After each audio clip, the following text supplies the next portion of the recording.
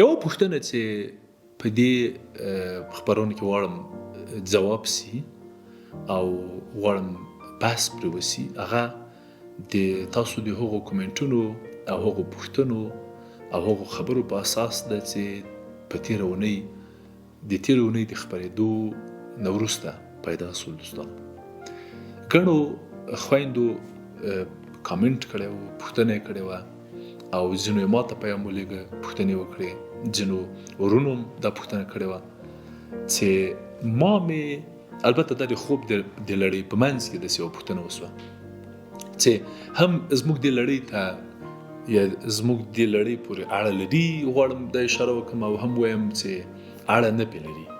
خو په هر حال چون د خوب مسله وه او ډېرو دوستانو پوښتنه وکړله، اړینه مې وبلله چې یو بحث پرې وشي.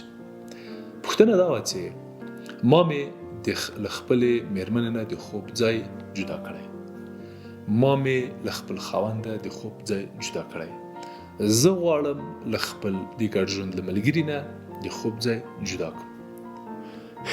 ولې ځینې عزیزان، ځینې خویندې او ورونه د ګډ ژوند په لړ کې له خپل د ګډ ژوند له ملګري نه د خوب ځای جدا کوي؟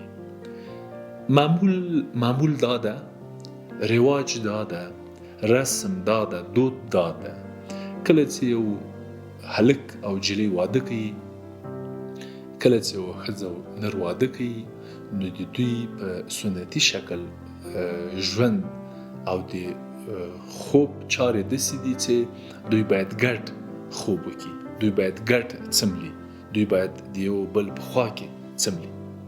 دا یو څه دودیزه او یو څه عاطفي چاره ده او په همدې شکل موږ انسانان عادت سوي یو.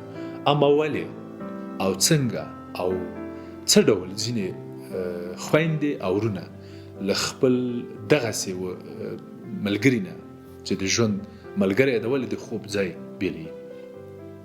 دا څو دلایل لري دوستان چې غواړم یو پر بل پسې اشاره ورته وکړم.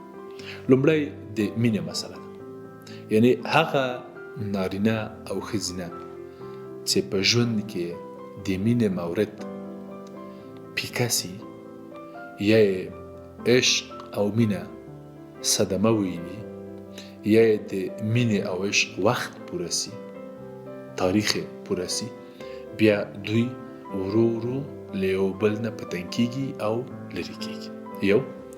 دویم د علاقې مسله ده، نظر په هغه خوی، نظر په هغه عادت، نظر په هغه ذوق، نظر په هغه سلیقه او نظر په هغه تعلق چې له خپلې مېرمنې یا له خاوند سره دغه جوړه لري، نور زیاتې هغه علاقه او تعلق نه لري او راځي او د خپل خوب ځای بېلوي. دریم مورد د عاطفي طلاق ده، یعنی ډېر ځله زموږ ډېری ګډې کورنۍ یا خاوند او مېرمن یا ګډ ژوندونه سته زموږ په ټولنه کې چې صحیح ده چې یو ځای ژوند کوي، له یوه چت لاندې ژوند کوي، په یوه کور کې ژوند کوي، د مور و پلار په حیث مطرح دي، خلک یې د خاوند او مېړه په نامه پیژني. اما زموږ له اړخه، د ارواپوهنې له اړخه، دوی له عاطفي اړخه طلاق اخیستی. څوک چې له عاطفي اړخه له یو چا سره راحت نه وي، خوشحاله نه وي او خوند نه ترې اخلي، نو بیا راځي او ځای ترې بېلوي.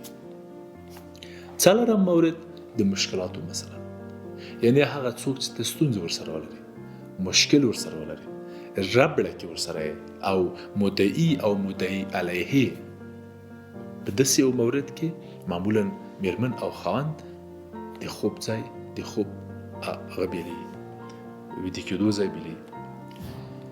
پنځم مورد د ګډوډیو مسله ده، د اختلافاتو مسله ده، د نه تفاهم مسله ده، یعنی هغه ګډوډي او اختلالات، هغه د نه تفاهم شتون چې د دوی په منځ کې شته، هغه د دې لامل ګرځي چې دوی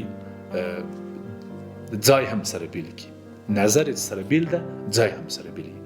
او ځینې اختلالات یا ګډوډۍ هم په دې منځ کې شته چې د خوب د جدایي یا بېلېدو لامل ګرځي. د بېلګې په ډول ژور خفګان. هغه میرمن او خاوند چې په ژور خفګان اخته کیږي نور له خپل ګډ ژوند له ملګري نه د خوب ځای بېلوي. په اختلالاتو کې دویم مورد سټرس ده. هغه میرمن او نارینه چې سټرس لري، چې دلته بیا میرمن ډیر ژور خفګان لري او نارینه ډیر سټرس لري. کله چې نارینه سټرس پیدا کوي کوشش کوي چې د خپل ګډ ژوند نه د خپل خوب ځای د خپل ګډ ژوند له ملګري نه یا ملګري نه بیل کړي. درېیم هم خپله د بدخوبۍ یا د خوب ګډوډۍ دي. هغه عزیزان چې د خوب ګډوډۍ لري، مثلا په خوب کې خرخر کوي، په خوب کې ګرځي، په خوب کې خبرې کوي او ورته نور مسایل چې د خوب یو عالم اتیا ګډوډۍ لري. خوب دوستان، خوب که د یو انسان په حیث وپېژنو اتیا ناروغۍ لري خوب. نو په دغو ناروغیو کې، اختلالاتو کې، ستونزو کې چې خوب پیدا کوي، بیا دی راپاڅېږي او د خپل ګډ ژوند له ملګري نه د خپل خوب ځای بېلوي.